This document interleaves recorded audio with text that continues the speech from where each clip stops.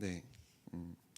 오늘 말씀의 8절의 상황을 조금 극적인 영화의 한 장면처럼 표현을 해보면 예수님께서 자리에서 일어나셔서 자신의 겉옷을 벗으셨습니다.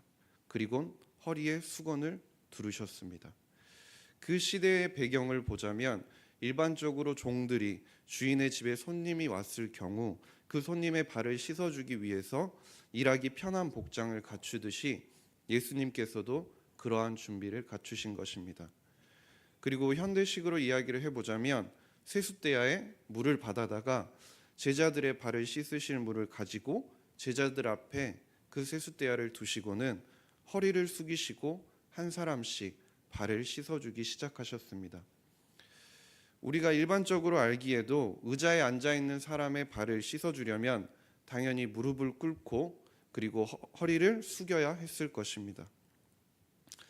다른 제자들이 예수님이 발을 씻어주려고 하셨을 때 어떠한 반응을 보였는지 어떠한 말을 했는지는 저희가 성경에 나오지 않아서 알 수 없지만, 그러나 우리가 성경을 통해서 나오고 알 수 있는 장면이 하나가 있는데 그것은 바로 베드로의 반응과 예수님의 반응이 나오는 오늘의 말씀을 통해서입니다. 순서가 어떻게 되었을지는 모르지만 베드로의 차례가 되었을 때 예수님께서 세숫대야를 들고 베드로에게 다가오자 베드로가 자신의 발을 씻겨주시려고 하시는 예수님께 했던 말을 조금 더 극적으로 이야기하자면, 예수님, 왜 주님께서 나의 발을 씻으시는 겁니까? 그러자 예수님께서 베드로에게 다가오시면서 이렇게 말씀하셨습니다. 내가 너의 발을 씻겨주는 것의 의미를, 그 뜻을 내가 지금은 알지 못할 것이야. 그런데 이후에 너희가 알 때가 되면 너도 그때서야 내가 하는 것의 뜻을 알 수 있게 될 거야. 그리고 예수님은 세숫대야를 베드로의 발 앞에 두시고 무릎을 굽혀 베드로 앞에 앉아서 허리를 굽히고 베드로의 발을 씻어주시려고 하셨습니다. 그러자 베드로는 조금 더 호들갑을 떨면서 이렇게 이야기했습니다. 예수님, 아니 어떻게 당신께서 저의 발을 씻어주려고 하십니까? 절대로 제 발을 씻게 내버려 두지 않겠습니다. 안 씻어주셔도 됩니다. 왜 주님께서 비천한 종들이 하는 그러한 일들을 저에게 하시려고 합니까? 라고 말했습니다. 그러자 예수님께서는 무릎을 굽히고 허리를 굽힌 상태에서 고개를 들어서 베드로를 바라보며 이렇게 말씀하셨습니다. 내가 너의 발을 씻어주지 않으면 너는 나와 상관이 없어 라고 말씀하신 것입니다. 그러자 베드로는 호들갑을 떨면서 그러면 저의 발뿐만이 아니라 손과 머리도 씻어달라고 예수님께 요청을 했습니다. 저는 이 장면을 자세히 보면서 오늘의 말씀을 시작하고 싶었습니다. 그 시대는 의자와 식탁이 일반적이었기 때문에 베드로는 의자에 앉아 있었을 것입니다. 우리가 너무나 잘 아는 최후의 만찬의 그림을 보더라도 긴 식탁 주위에 예수님과 제자들이 의자에 앉아 있었습니다. 그리고 예수님은 베드로 앞에 겉옷을 벗고 허리에 수건을 두르시고 세숫대야를 놓고 무릎을 굽히고 허리를 굽혀서 발을 씻어주려고 하시는 상황인 것입니다. 그리고 그 위치, 그 자세에서 베드로가 예수님과 대화를 하고 있습니다. 그리고 예수님께서 베드로의 말에 내가 너의 발을 씻어주지 아니하면 내가 나와 상관이 없느니라 라고 말씀하시는 그 상황에서 우리가 베드로가 되었다면 어떤 느낌을 받았을까요? 저는 이 장면에 베드로가 호들갑을 떠는 반응을 조금 생생하게 느껴보기 위해서 조금 생각을 해보았습니다. 만약에 제가 베드로가 되었다고 생각을 해서 하루하루 그냥 먹고 사는 것에 바빴던 제가, 그냥 하루하루 입에 풀칠하면서 살던 제가 어느 날 저의 인생을 송두리째 흔들어 놓을 예수님을 만나게 되었습니다. 그리고 그분이라면 나의 인생을 이끌어 줄 것이라는 확신을 가지고 열심히 따라다니게 되었습니다. 그런데 어느 날 밤 그 예수님께서 저녁을 함께 먹다가 갑자기 자리에서 일어나서 겉옷을 벗고 수건을 허리에 메고 저의 발을 씻어 주시려고 제 앞에 무릎을 꿇고 앉아 계시는 것입니다. 그렇다면 저는 그때 어떤 느낌이 들었을까요? 아마 저도 엄청 안절부절 못하면서 몸둘 바 모르고 예수님의 몸을 붙들고 일으키려고 했을 것입니다. 베드로의 느낌도 제가 상상하면서 느낀 느낌과 비슷하거나 아니면 그보다 더 크게 당황하고 의아한 느낌을 받았을 것입니다. 그런데 그때 예수님께서 고개를 들어 베드로의 눈을 보시면서 내가 너를 씻어주지 아니하면 내가 나와 상관이 없느니라 라고 말씀을 하신 것입니다. 우리가 일반적으로 대화를 할 때는 말로써 마음을 다 전하는 데는 부족함이 있습니다. 말로 전해지는 것이 우리의 대화의 전부가 아니라는 것입니다. 대화를 하는 사람의 행동, 몸짓, 그리고 눈빛을 통해서 말로 전해지는 것보다 우리는 더 많은 것을 느낄 수 있게 되는 것입니다.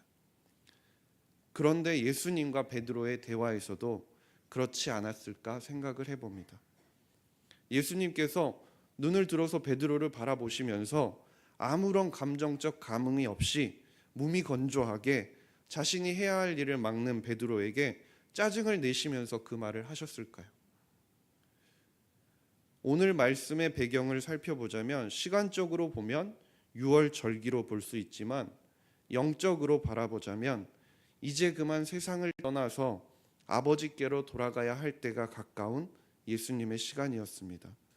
예수님께서는 자신이 언제 죽으실지 어떻게 죽으실지 모두 알고 계셨습니다. 그렇기 때문에 자신이 제자들과 함께할 시간이 얼마 남지 않았다는 것을 너무나 잘 알고 계셨습니다. 그래서 오늘 말씀에 나오는 세족식을 통해서 예수님께서는 자신의 마지막 가르침을 농축하고 농축해서 보여주고 알려주고자 하셨던 것입니다. 세족식을 통해서 예수님께서 베드로에게 그리고 제자들에게 끝까지 마지막까지 알려주고자 했던 것이 무엇이었을까요? 그분이 말로써 보여주신 것이 아니라 행동으로서 몸소 보여주시면서 제자들에게 남겨주고 싶으신 것이 무엇이었을까요? 그리고 그 예수님의 눈빛과 행동을 보면서 베드로는 무엇을 느꼈을까요? 그것에 대해서 오늘 세 가지로 살펴보고자 합니다. 첫 번째로 예수님께서는 사랑하시되 끝까지 사랑하여 주셨습니다. 오늘 본문의 1절 말씀을 보게 되면 예수께서 자기가 세상을 떠나 아버지께로 돌아가실 때가 이른 줄 아시고 세상에 있는 자기 사람들을 사랑하시되 끝까지 사랑하시니라 라고 하셨습니다. 자기 사람들, 즉 예수님께 속한 사람들, 요한복음 10장 29절에 나오듯이 하나님 아버지께서 그에게 주신 예수님께 주신 제자들을 끝까지 예수님께서 사랑하셨습니다. 예수님께서는 아버지께 돌아갈 때가 이른 줄 아셨습니다.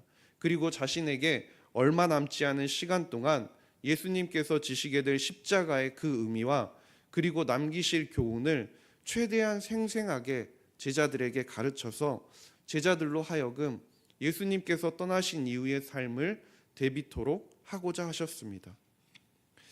여기에 나오는 끝까지라는 말의 원문을 살펴보게 되면 그 뜻이 영원토록 그리고 결정적으로 충분히라는 뜻을 가지고 있습니다. 예수님께서는 죽음에 이르시기 전까지 그 직전까지 자기 제자들을 향한 사랑을 남김없이 쏟아 부어 주셨던 것입니다. 우리는 성경에 나온 말씀만 읽어보았을 때는 예수님이니까, 예수님이시니까 그것은 당연한 사랑이신 것이라고 생각을 할 때가 있습니다. 그런데 이 상황을 조금 더 들여다보면 예수님께서 때가 이른 줄 아셨다고 하셨습니다. 이것은 예수님께서 인간적으로 가지고 있던 특수한 능력으로 미래를 볼 줄 아는 능력을 가지고 계셨음을 나타내는 것은 아닙니다.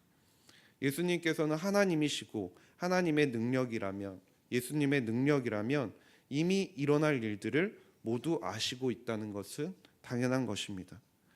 즉 예수님께서는 가룟 유다가 자신을 팔아넘길 것을 이미 알고 계셨습니다.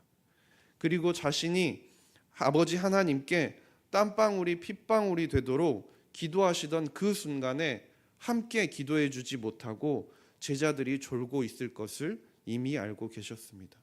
그리고 예수님께서는 수제자라고 불리던 베드로가 사람들 앞에서 자신을 3번이나 부인할 것을 알고 계셨습니다. 그리고 제자들이 예수님께서 잡히는 그 순간에 자신들이 살고자 겁을 먹고 사방으로 도망칠 것도 알고 계셨습니다. 그 모든 일들을 제자들이 할 것들을 알고 계셨음에도 예수님께서는 제자들을 끝까지 사랑하여 주셨다는 것입니다. 우리는 예수님처럼 다른 사람들을 사랑하고 있을까요? 우리가 사랑을 함에 있어서 어느 정도 기대를 가지고 우리는 다른 사람을 사랑하게 됩니다. 그리고 내가 이 사람에게 이 정도 사랑을 표현하면 이 사람도 당연히 나에게 이 정도의 사랑의 표현을 해주겠지라는 기대감을 가지고 하게 되는 것입니다. 길거리를 지나가다 보면 지하철역에서 노숙하시는 분들이 앉아서 도움을 구하는 모습을 보게 됩니다.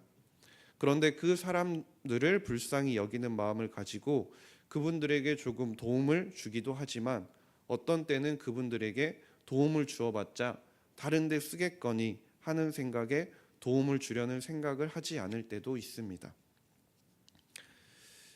이 이야기는 제가 광주에서 학교와 기차역 주변에서 몇 번 마주쳤던 분이 있습니다. 그분은 항상 저희가 누구나 알만한 땡땡 중공업이라는 마크가 적힌 잠바를 입고 다니셨습니다. 그런데 어느 날은 제가 밤늦게 집에 가기 위해서 차를 기다리고 있는데 그분이 저에게 오셔서 자신이 땡땡 중공업에 다니는 사람인데 일이 있어서 광주에 내려왔다가 서울을 가야 되는데 지갑을 잃어버렸다. 그래서 차비가 없으니 차비를 좀 빌려달라라고 하시는 겁니다. 그래서 제가 그때 현금이 얼마 없으니 카드로 기차표를 그럼 제가 끊어드리겠다라고 말씀을 드리니까 그렇게 번거롭게는 안 해도 된다. 그냥 현금으로 조금만 달라라고 하시는 것이었습니다. 그래서 저는 그때 제 지갑에 있던 2만 원 돈을 드렸습니다. 그리고 저에게 당연한 듯이 핸드폰 번호를 찍어달라고 하시면서 자신이 서울에 올라가면 꼭 주시겠다고 하시는 겁니다. 그래서 저는 핸드폰 번호도 눌러드렸습니다. 그러나 역시 그 뒤로 연락은 없었습니다. 그런데 그 뒤로 제가 다니던 대학교 근처에서 서류 봉투를 들고 학생들에게 돈을 빌리려고 하시는 모습을 보게 되었습니다. 그리고 그분은 저에게도 다시 오셔서 자신이 이번에는 담양 쪽에 사는데 지갑을 잃어버려서 고속버스를 탈 차비가 없다. 그래서 조금 빌려달라라고 하시는 것입니다. 당연히 그때 저는 제 마음에는 지갑에 돈이 있음에도 불구하고 이분에게는 줘봤자 이분은 거짓말을 하고 있고 차비를 살려고 하시는 게 아니라는 것을 알기 때문에 저는 빌려주지 않았던 경험이 있습니다. 우리가 일반적으로 베푸는 사랑의 결과를 미리 알게 되면 우리가 일반적으로 취하는 반응은 이런 것일 것입니다.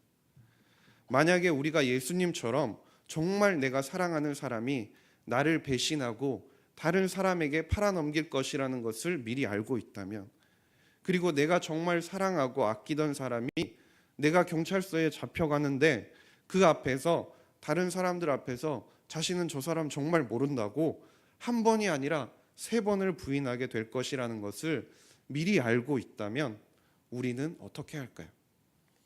대번에 그 사람을 사랑하는 것을 그만두고 그 사람을 2번 다시 보려고 하지 않을 것입니다. 그런데 예수님께서는 우리가 일반적으로 생각하시는 그런 모습으로 사랑을 하지 않으셨습니다. 제자들이 어떻게 할 것을 아시고 모든 것을 다 알고 계심에도 불구하고 끝까지 사랑하여 주신 것입니다. 우리는 감히 생각하지도 못할 만큼의 큰 사랑으로 우리를 사랑하여 주시고 베드로를 바라보신 것처럼 우리를 사랑의 눈으로 바라봐 주고 계시는 것입니다. 두 번째로 예수님은 섬김의 본을 보여주셨습니다.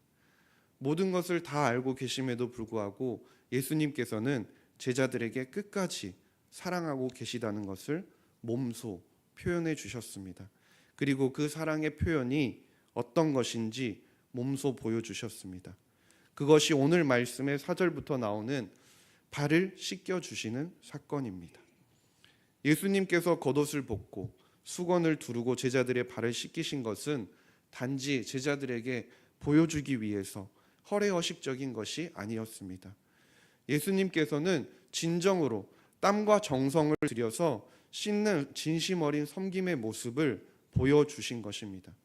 이것이 제자들을 향한 사랑이라고 예수님께서 직접 섬김으로 보여주신 것입니다.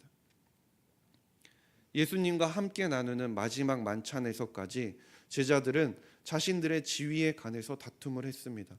누가 더 큰지에 대해서 서로 논하는 제자들의 모습을 보시고 예수님께서는 섬김의 중요성을 일깨워 주시고자 이와 같이 몸소 모범을 보이셨던 것입니다.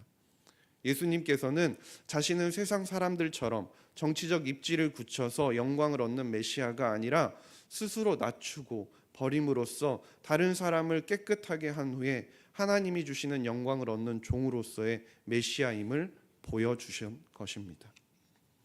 예수님께서 제자들의 발을 씻기시면서 어떤 마음이셨을까요? 베드로에게 예수님께서 말씀하셨던 자신이 하는 것을 알게 되는 때가 언제인가요? 그것은 제자들이 예수님께서 돌아가시고 부활하신 후에 승천하시면서 약속하여 주신 성령을 받은 때입니다.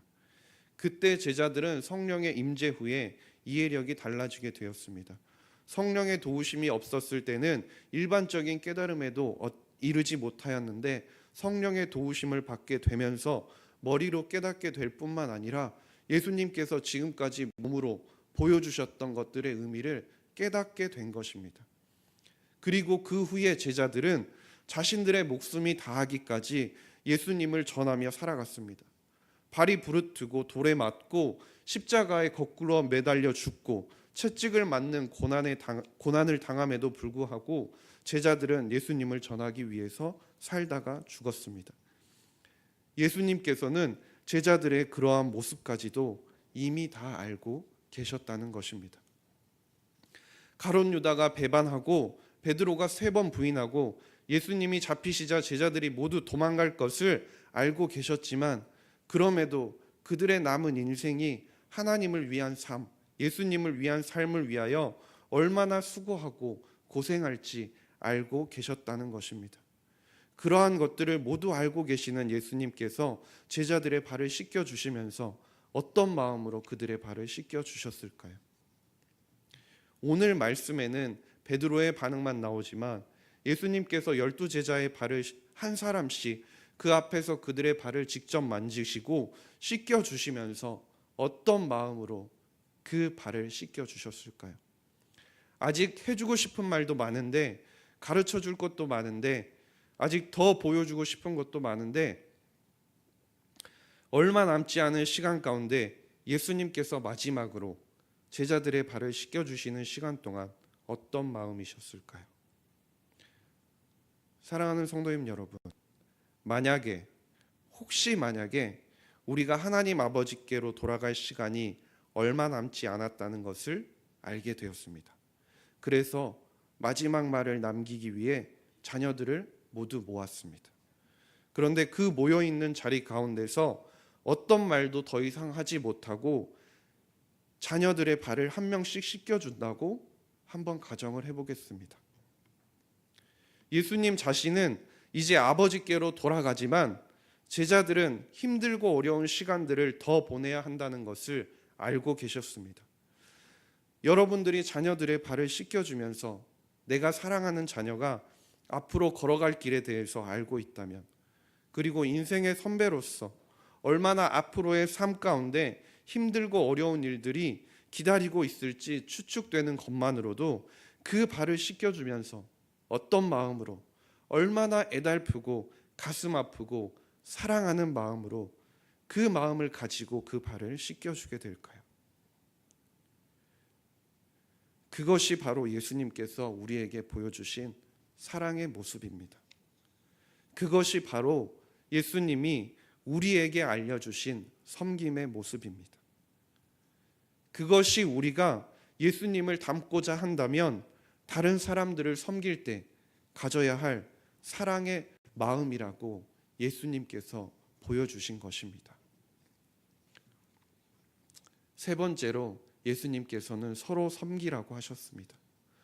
오늘 말씀 12절을 보면 예수님께서 옷을 입으시고 다시 앉아 그들에게 이르시되 내가 너희에게 행한 것을 너희가 아느냐라고 말씀하셨습니다. 예수님께서 제자들의 발을 씻겨주심으로 사랑의 의미를, 겸손의 의미를 알려주셨습니다. 그리고 예수님이 가르쳐주신 겸손은 단순한 태도가 아니라 제자들이 기본적으로 가져야 할 근본적 성품이었습니다. 겸손한 행동의 중요성과 절대성에 대한 바른 지식을 알고 이것을 행하는 것이 참 제자들이라면 가져야 할 당연한 것이라고 말씀해 주신 것입니다. 예수님께서 말씀하시고자 하셨던 것은 진정한 섬김의 도였습니다. 제자들은 섬기기보다 섬김을 받기 원하고 있었고 그들은 마지막 만찬 석상에서도 그것 때문에 싸우고 있었습니다. 그렇기 때문에 그들 앞에 예수님께서 무릎을 꿇고 발을 씻겨주시는 그 모습은 그 어떠한 말보다 효과적인 가르침이었습니다. 예수님께서 직접 행하심으로 제자들에게도 동일하게 행하도록 촉구하신 것입니다. 예수님께서 말씀하신 것처럼 너희도 서로 발을 씻어주는 것이 옳다고 하시는 것은 봉사와 섬김이 성도에게 주어진 의무라는 것입니다. 가장 신성하고 고귀한 분이 가장 겸손한 자세로 섬기셨다면 그의 어린 양인 제자들이 서로 섬기는 것은 너무도 당연한 것이라는 겁니다. 예수님께서는 우리의 구원을 위해 희생적인 사랑을 몸소 실천해 주셨습니다. 예수님을 모델로 삼아서 약속 있는 삶을 우리가 추구하기 위해서는 그 섬김의 도를 우리도 쫓아가야 된다는 것입니다. 바울도 고린도전서 11장 1절에서 내가 그리스도를 본받는 자가 된 것 같이 너희는 나를 본받는 자가 되라 라고 말씀하였습니다. 바울이 본받으라고 한 것은 자신을 본받으라고 한 것이 아니라 자신이 본받은 그리스도를 본받으라고 말한 것입니다. 우리가 어떻게 하나님을 기쁘시게 할까? 어떻게 하나님의 사랑을 실천할까? 고민하는 것이 아니라 어떻게 하면 예수님이 보이신 모범에 충실한 삶을 살 수 있을지에 대해서 고민을 하고 실천해 나가야 한다는 것입니다. 예수님께서 그리스도께서 육신의 몸을 입고 우리에게 오셔서 이미 모범이 되어 주셨기 때문에 매 순간 이를 쫓아가는 삶을 살기 위해서 우리는 결단만 하면 된다는 것입니다. 제가 쉽게 사세요 라는 제목의 장문의 카톡을 어느 날 받은 적이 있습니다. 그 내용을 같이 공유하고자 하는데요. 그 시작은 이렇습니다. 사랑한다면 사랑한다고, 보고 싶으면 보고 싶다고 있는 그대로만 이야기하고 살자. 너무 어렵게 셈하며 살지 말자. 하나를 주었을 때 몇 개가 돌아올까? 두 개를 주었을 때 몇 개가 손해볼까? 계산 없이 주고 싶은 만큼 주고 살자. 좋은 것은 좋다고 하고 내게 충분한 것은 나눠줄 줄도 알고 애써 등 돌리려고 하지도 말고 그렇게 함께 웃으며 편하게 살자. 안 그래도 어렵고 힘든 세상인데 계산하고 따지면서 머리 아프지 않게 그저 맘 가는 대로 마음을 거스르려면 갈등이 있어 머리 아프고 가슴 아프지 않게 때로는 손해가 될지 몰라도 마음 가는 대로 주고 싶은 대로 그렇게 살아가자 라는 글을 받은 적이 있습니다.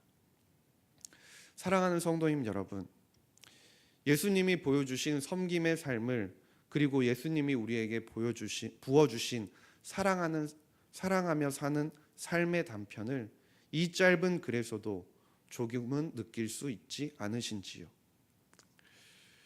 여기 앉아 계신 장로님들, 권사님들, 그리고 집사님들, 성도님들 한 분 한 분 그렇게 살아오셨을 것입니다. 하나님을 위해서, 예수님을 위해서 그 사랑에 충분히 내가 받은 사랑에 반응하고자 예수님을 따르는 삶을 치열하게 살아오셨을 것입니다. 그리고 그렇게 모범을 보이며 살아오신 여러분 덕분에 석관중앙교회가 지금까지 하나님의 은혜를 받은 것이라고 확신합니다. 예수님께서 제자들에게 어떻게 살아가야 하는지 몸소 보여주신 것처럼 성도님들께서, 권사님, 장로님들께서 하나님을 사랑하고 섬김으로 보여주신 삶을 통해서 우리가 위인전기를 읽으면서 위인의 삶을 따라 살길, 그렇게 살길 원하는 것 같이 성도님들의 모습을 바라보면서 그 삶의 모습을 따라 살고자 하는 마음이 이 석관중앙교회 가운데 이어져 나아가길 간절히 소망합니다. 그 모습들을 바라보면서 우리의 자녀들이, 청년들이, 고등부, 중등부, 유년부 학생들이, 그리고 유치부와 영아부의 그 작고 예쁜 그 아기들까지 우리 교회에서 섬기시는 성도님들 한 분 한 분의 모습을 통해서 예수님을 닮아가는 삶이 어떠한 모습인지 바라볼 수 있기를 간절히 원합니다.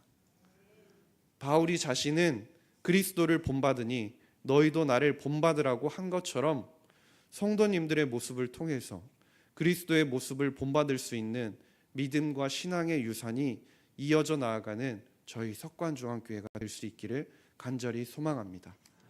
기도하시겠습니다.